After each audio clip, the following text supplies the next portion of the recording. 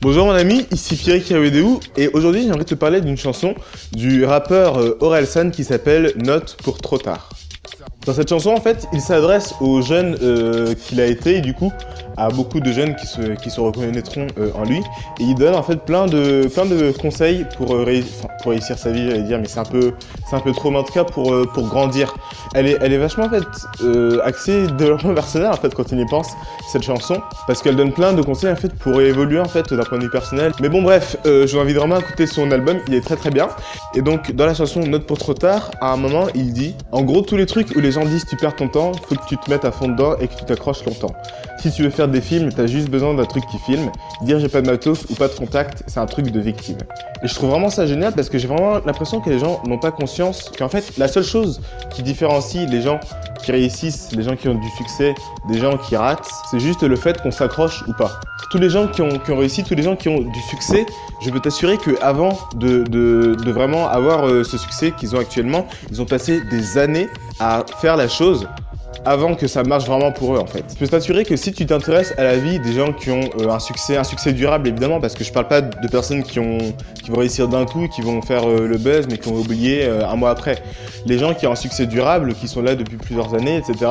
Avant d'être connus et d'être là pour plusieurs années, avant ça, ils avaient déjà passé plusieurs années à faire pareil, à faire, si c'est un rappeur, par exemple, si c'est Orelsan, avant d'être connu, il avait passé plusieurs années à faire du rap, etc., sans avoir une quelconque reconnaissance populaire ou quoi que ce soit, tu vois. Il a commencé le rap quand il avait 16 ans. Je sais plus à quel âge est-ce qu'il a sorti son premier album, mais il avait plus de 20 ans quand il a sorti son premier album. Donc il y a minimum 4 ans où il a fait du rap sans avoir le succès qu'il aimerait avoir.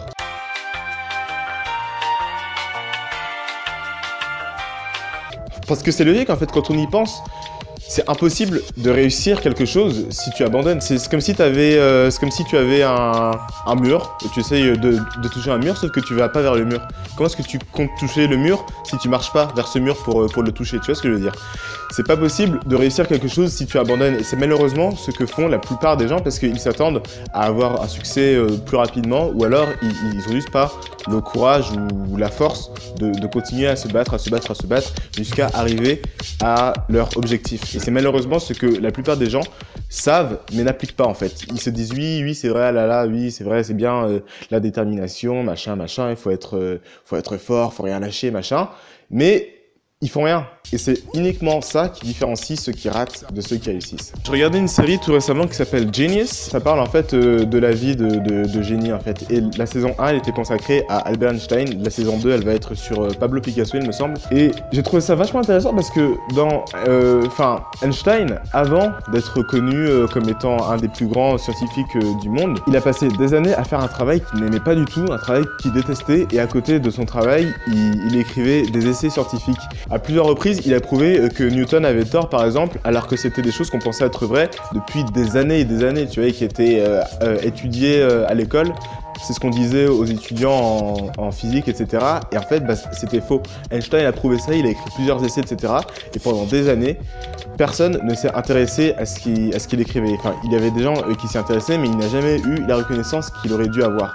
Et je peux te dire que quand tu fais un truc comme ça pendant des années, que tu prouves que tu as raison sur un truc incroyable et que tu le publies et que personne ne s'intéresse à toi, t'as vraiment de quoi être totalement découragé. Et à un moment, il a fini par écrire un essai qui parlait d'une certaine théorie de la relativité. Je sais pas si vous avez déjà entendu parler.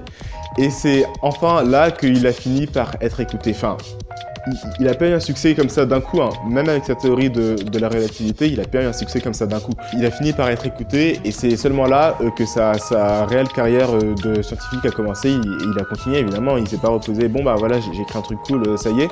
Il a continué à travailler, à écrire des essais, etc. C'est comme ça qu'il a enfin réussi à se faire un nom, il a enfin réussi à devenir professeur parce qu'il voulait être professeur depuis qu'il était adolescent, il voulait être professeur de physique à la fac. Et il travaillait sur ses ses travaux scientifiques à son travail qu'il détestait. Et il a plusieurs fois failli être renvoyé parce que son patron avait vu qu'au lieu de faire ces trucs chiants là, qu'il devait faire, mettre des tampons, je sais pas quoi là, il écrivait des formules mathématiques et des équations, machin.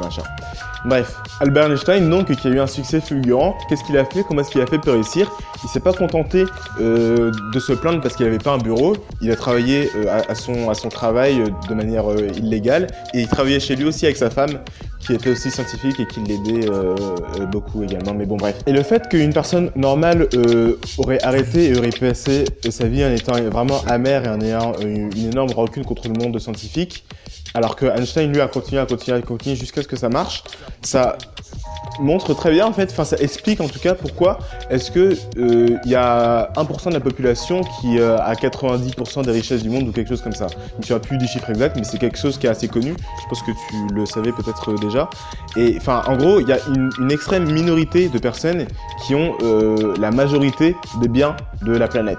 La majorité des gens n'ont pas le courage de travailler pendant des années sans avoir les résultats qu'ils voudraient, etc. Alors qu'il y aura seulement une minorité qui va oser faire ça, et c'est cette minorité-là qui va avoir les résultats escomptés.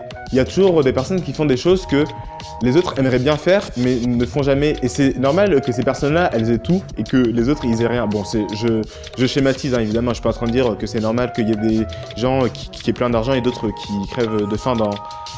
Je schématise, hein, évidemment, je suis pas en train de dire que c'est normal qu'il y ait des gens qui aient tout le pouvoir et tout l'argent et d'autres qui meurent de faim dans la rue. Je suis pas en train de dire que tous ceux qui meurent de faim dans la rue, c'est juste qu'ils n'ont pas eu le courage et la force de poursuivre leur objectif. C'est beaucoup plus complexe que ça, mais je schématise. Donc, c'est normal parce que non, il y a une minorité de personnes qui font ce que tous les autres aimeraient faire mais ne font pas. Donc forcément, si les gens ne font pas les choses, ils peuvent pas s'attendre à faire partie des gens qui ont tout en fait. Parce que pour avoir tout, c'est extrêmement compliqué. Enfin, tu te doutes bien. En général, quand une chose enfin, plus une chose est bien, plus elle est compliquée à avoir parce que sinon tout le monde aurait tout et du coup c'est pas possible. Enfin, tu vois. Donc voilà, mon ami. Pour en revenir donc aux paroles de Note pour trop tard. Si tu veux faire des films, t'as juste besoin d'un truc qui filme. Peu importe comment, débrouille-toi, commence à faire des films et fais-le pendant longtemps, accroche-toi pendant longtemps. Peu importe que tu aies pas de contact, peu importe que tu aies pas le matos, peu importe que tu ne sois pas supporté par tes amis ou ta famille, machin. Si c'est vraiment ce que tu veux faire, tu le fais et tu le fais pendant longtemps si tu veux faire partie des gens qui réussissent. Donc voilà mon ami, je t'encourage maintenant à écouter l'album de Orelsan parce qu'il est vraiment génial, je l'ai vraiment adoré. Bon. C'est pas mon préféré, j'ai préféré les autres, mais celui-là il reste quand même très bien. Je t'encourage également à laisser un pouce bleu et un commentaire à cette vidéo si elle t'a plu pour me le faire savoir et que je puisse améliorer les prochaines. Également, partage cette vidéo avec tes amis pour qu'ils puissent savoir que ça va être long, donc ils n'ont pas d'autre choix que de commencer maintenant et de se préparer à faire ça pendant longtemps s'ils veulent vraiment que ça réussisse pour eux. Et évidemment, abonne-toi à cette chaîne, je mets des vidéos très régulièrement. Mon ami, c'était Pierre Kawedeou, on se dit à la prochaine, applique ce que tu apprends. Salut!